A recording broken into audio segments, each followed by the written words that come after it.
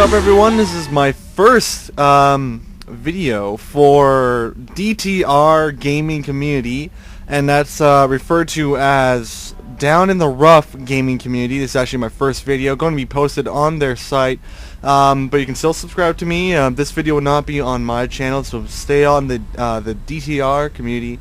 Very, very cool stuff. But we're going to be going into a StarCraft 2 match. It's my big debut on their YouTube website, or their YouTube account. So it's going to be very, very cool. We do see Huck versus Gosu. Huck spawning as the red Protoss against Gosu as the blue Terran. And we're going to be seeing a beautiful game going on here because I am personally a Canadian. I'm also a Huck fan. I love watching Huck play. Definitely one of the greatest people ever to watch play StarCraft. He just does amazing probe harass. He does amazing builds that I try and copy off of, and I can't really do it just great. I personally am a gold player, so I do understand the game completely, and I do my best. As you see, he pulls his probe right off, right in this situation, once he actually gets to about 15 hit points, and lets those shields, those juicy shields, just recharge. As I slur my voice, because I do that a lot on my live stream. As again, I'm just going to plug myself in here. You guys can check me out every night at 8:30 p.m. on my live stream. Just go to livestream.com/Akabane101. And as you see, there's beautiful probe harassment going on, and he does survive with the 10 health points. Possibly Huck is going to end that kind of probe harass. But just a really cool thing here is that he does try his best to get as many SCVs down to about the orange. He only really managed to get the one SCV, but that's quite alright. Oh, the SCV is actually back, but let's go back to Huck's base, and we do see a gateway going down, and we're going to be seeing the nice Cybernetics core going down right after yes, we are seeing the Cybernetics core go down fairly quickly, and we're probably going to see possibly a second gateway and possibly even a third, going on to a very nice RoboBay, because RoboBay is probably the Protoss's best friend in every way. As you see, this rally point was actually connected to that SCV, making sure that SCV will not survive against any kind of scouting on his base.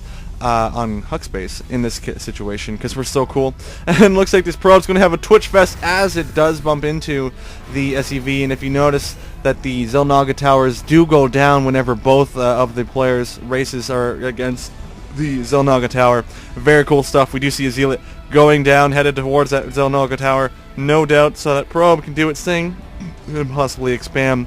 I shouldn't have drank a ginger ale before this match, but that's okay. We do see a Chrono Boosted Stalker coming out very, very quickly, and we do have Gosu doing a 3 racks build. Oh wait, no, 2 racks and a command center. Obviously going to be studying that out, probably with his orbital command going down and getting the nice little expansion going down around 5 to 6 minutes.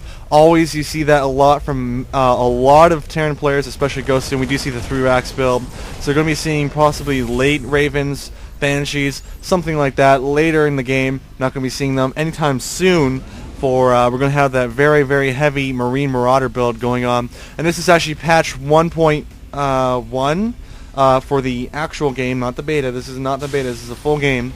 And this is patch 1.1, so Terran and Protoss were not nerfed or bonused up pretty much at all, because Nexus is actually in the new 1.12, which I think that's the patch, gets 1,000 shields, 1,000 hit points. Yeah, I love it. I love it a lot, because it just really helps out me as a Protoss player to win against Terran, because Terran really got nerfed in this patch, which is very, very helpful, because Terran needed that underpowering force on them. That's alright. The scan is going down, so Gosu is going to be able to see everything that's in Huck's base pretty much. Possibly seeing this gateway. Is he seeing the gateway at all? Try not to go on the camera, because I hate when it does that. Yeah, he does actually see that going down. So there is a second or third gateway going down in Huck's base, and Huck is actually doing a nice little expansion going down, and should be seeing 2 expansions.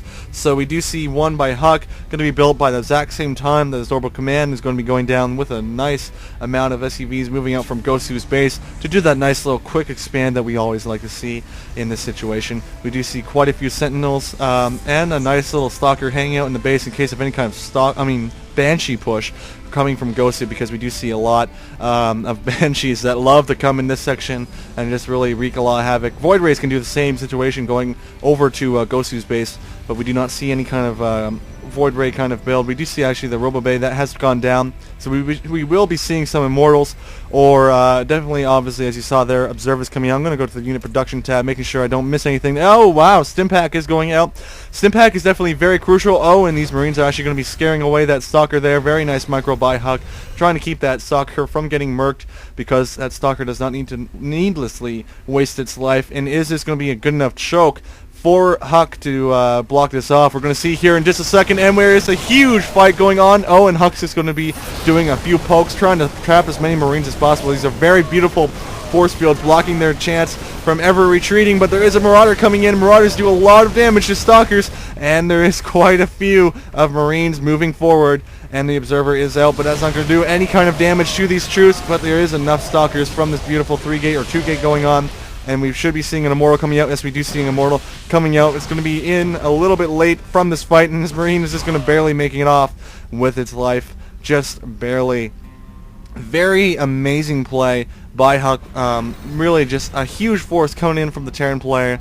And Huck just calmly fights that off. And we do see... Oh, looks like there is a stand going down. So now Gosu definitely knows that there is an expansion and a couple pylons with gas coming down.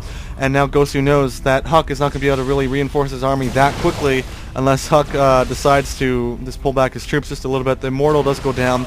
Are we going to be seeing any kind of more Immortals going down? There is this really huge poking going on from Huck, just really bugging Gosu, making sure Gosu is on his toes and watching this army.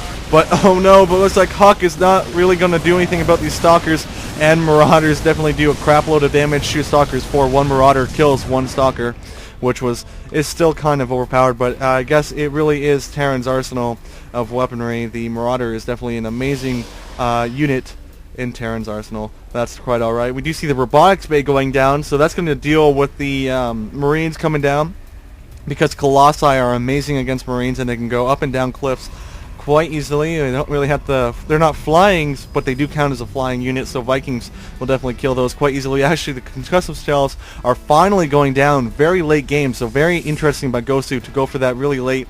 We do see 4 barracks. No, wow, 6 Raxes are actually down on the field with 2 engineering bays to get those upgrades, no doubt. We do have quite a few mules and SCVs hanging out. I'm just going to go to the units tab right here for a second. We do see 52 SCVs with 3 mules, so that's definitely a lot more being collected by the Terran player than Huck. And even though Huck has the exact same amount of expansions, mules has definitely built up the Terran base quite quickly for, I think about, what was it? About 4 mules is equivalent to 40 probes, which is quite overpowered. It's quite overpowered. I've seen this in the Day 9 Daily that you can see every night at 10 p.m. I am the pregame show to the Day 9 Daily, so if you want to check me out, live stream at 8:30.